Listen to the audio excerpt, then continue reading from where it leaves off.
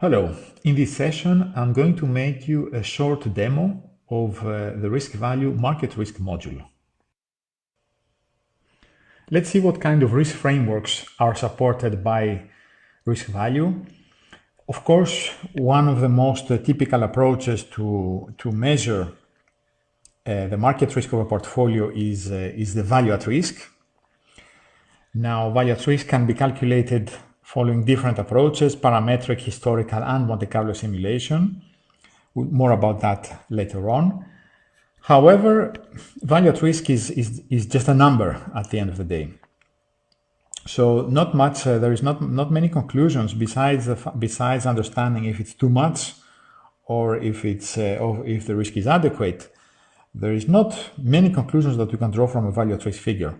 What is far more interesting is the decomposition of value at risk. That would help us understand where actually our risk is coming from. Risk value allows a decomposition in three different dimensions. One is the dimension of the asset class or group of asset classes, so we can understand what risk comes from our blue chips or what risk comes from interest rate related products, etc. Or we can understand another dimension actually for risk decomposition is by risk factor. And by risk factors we mean the interest rates, equity indices, credit spreads, and volatilities. These are the core risk factors. There are a few others, but these are the most important ones. So by here we would understand, independently of the instrument, we would know how much our value at risk is coming from these different risk factors. And the third dimension is by managed account or by sub strategy or anything else which is included in our portfolio. Following value at risk, of course, we need to backtest the models. We need to regularly backtest our models because that's the only way to know if we are doing the right job. And finally, in parallel to measuring and managing value at risk, we should also stress test our portfolio on a regular basis. Stress testing will be covered in a separate session. Let's see what kind of calculations and what kind of risk analytics are produced for equity portfolios. Let's see how equity risk is handled by the risk value risk engine. In a typical situation, there is a factor model behind your equity positions, meaning that one or more factors have been assigned behind each of your instruments. So in such case, the system will calculate both the systemic risk and the residual risk.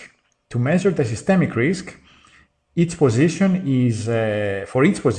equity position, the system will calculate the equivalent position in the underlying factors based on the beta, which is, of course, also calculated by the system. You don't need to provide betas. But of course, no beta model is perfect. So there is always a residual risk. We need to take under account residual risk as well. So residual risk is measured as the difference between the volatility of our instrument and the volatility that corresponds to the index multiplied by the beta. That's the residual risk.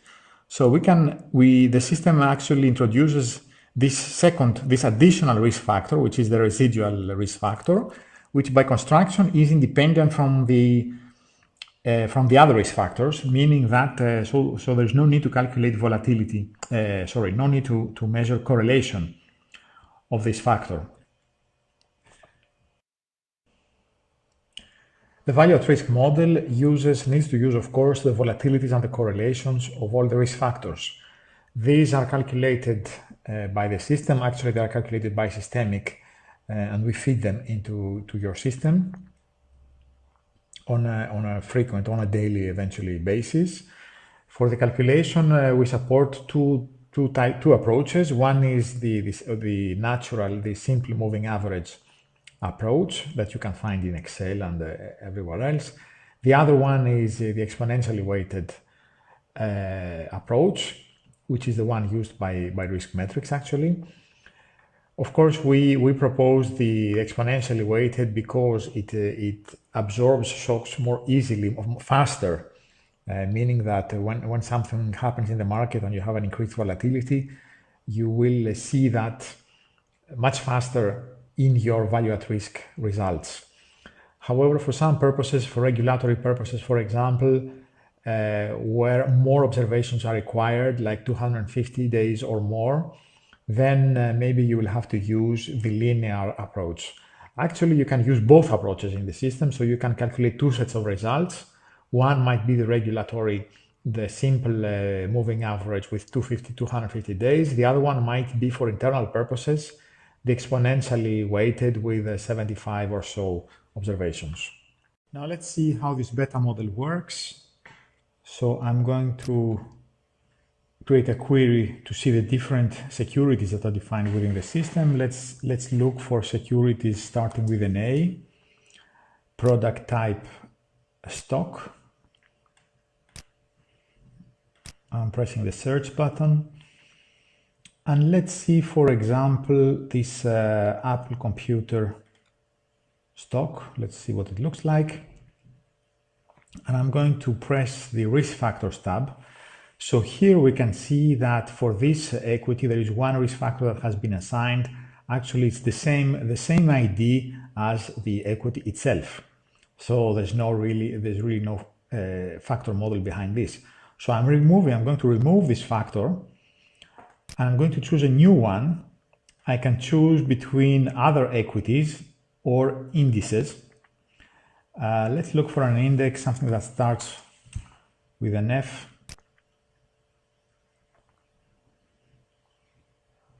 So let's choose this FTSE. I'm pressing insert. Here we go. So now we have defined the beta model for the Apple equity, which is this FTSE. In the same manner, I could add additional factors if I wanted to. The next step in the process is to launch the risk engine for the equity positions.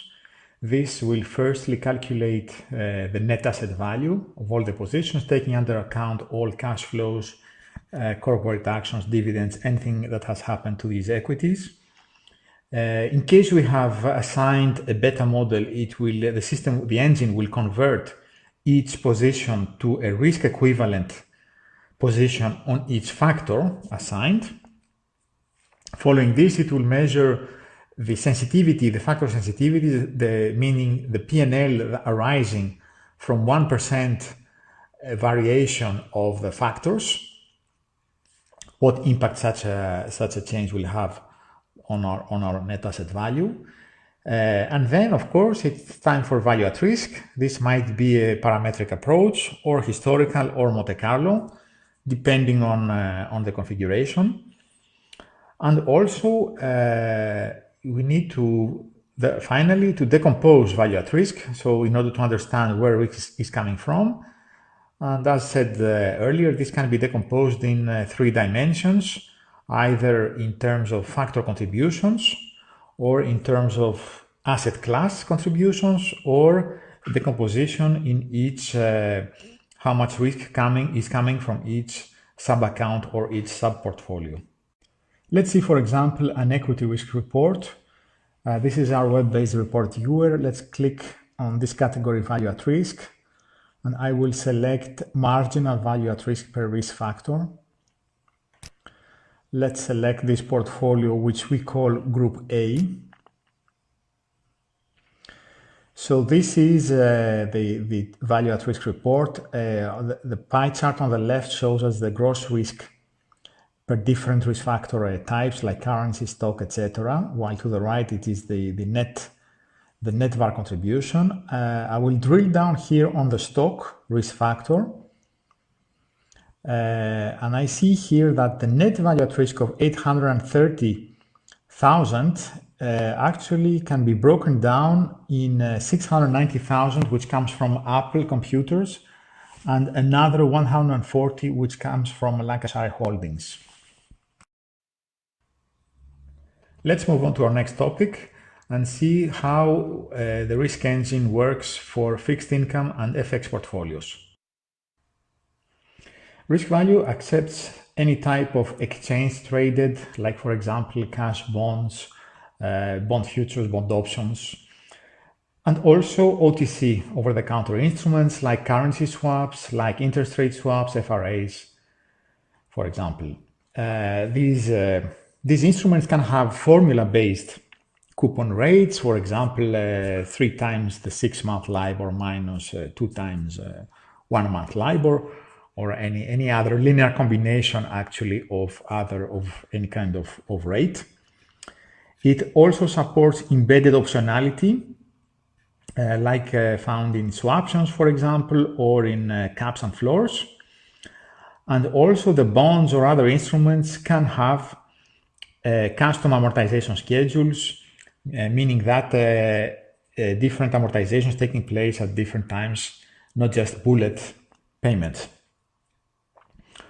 Also, you may define an unlimited number of either interbank or credit risk yield curves.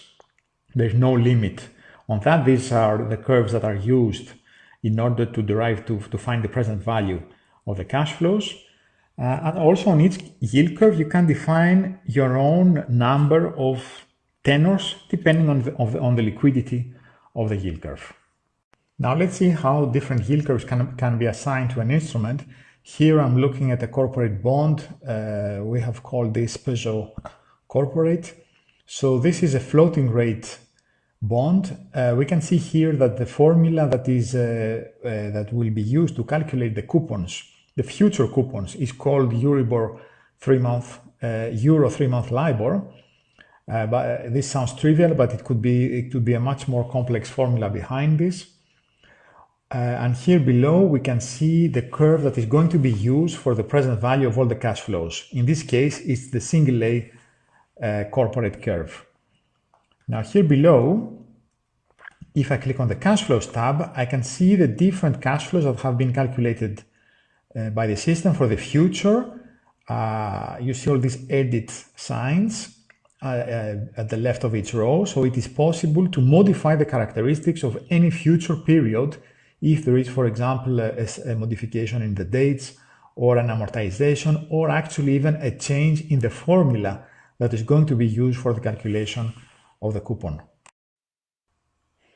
What happens next? Well, the system will derive the cash flow, the forward cash flow actually, for each floating instrument. For the fixed rate, of course, it's easy, based on the forward curves assigned actually to this instrument.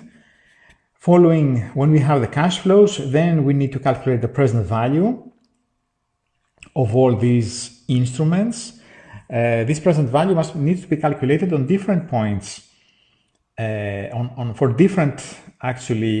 modified curves, not only the market curves as they exist at a given point in time. The other points, the other curves might correspond to stress tests or to Monte Carlo simulations, for example. So for each case, for each curve, the system will first convert the curve to an equivalent zero coupon curve. And then it will do the present value based on the market risk curve plus the credit risk component. And finally, this present value needs to be converted to the portfolio reference currency, taking under account the spot FX rate, which can also, of course, change depending on stress scenario or Monte Carlo simulations. It should be noted here that each portfolio may have a different reference currency. There is not just one reference currency for the entire system.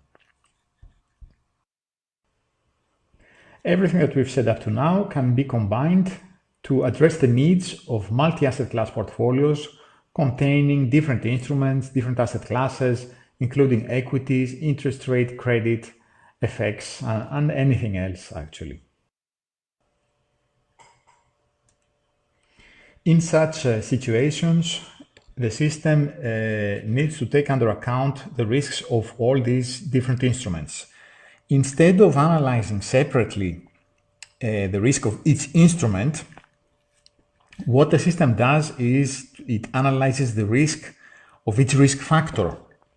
Now, each instrument may have one or more of these underlying risk factors. For example, a foreign currency bond is of course dependent both on the level of interest rates of its reference currency, but also of the spot FX rates, because it needs to be converted to the reference currency.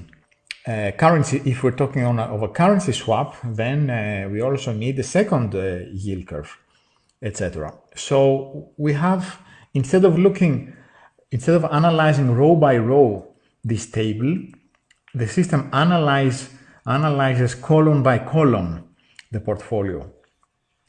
So, for example, if it needs to run a Monte Carlo simulation or a historical simulation, it will generate some thousands of scenarios for all risk factors. And for each of these risk factors, it will then calculate the corresponding valuation depending on the formula which is used to derive the valuation of each instrument. In case of parametric value at risk, then the system will measure the change from 1%, arising from 1% change, or 1 basis point, if we're talking of interest rates, for each risk factor. In the same way, we can place limits to the sensitivities of the different risk factors.